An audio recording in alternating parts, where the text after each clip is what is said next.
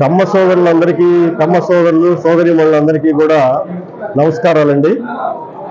కమ్మవారి సేవా సంఘం అనే ఒక నూతన సంఘాన్ని ప్రకాశం జిల్లాలో ఏర్పాటు చేయడం జరిగింది. ఒక ఆవిర్భావ సభ నవంబర్ 3వ తేదీన ఒక ఆవిర్భావ సభను కూడా ఏర్పాటు చేయడం జరిగింది. ఆ ఆవిర్భావ సభలో అందరూ కార్యవర్గాన్ని అడ్హాక్ కార్యవర్గాన్ని ఎన్నుకోవడం జరిగింది.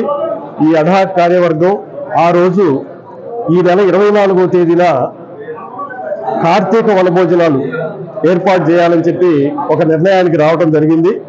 అందులో భాగంగానే ఈ నెల 24వ తేదీ నాడు ఆదివారం రోజు మనకి వెంకటరాజుపాలెం ఎదురుగా ఉన్నటువంటి హైవే సిటీలో కమ్మవారి కార్తీక వనభోజనాలు కార్యక్రమాన్ని ఏర్పాటు చేయడం జరిగింది.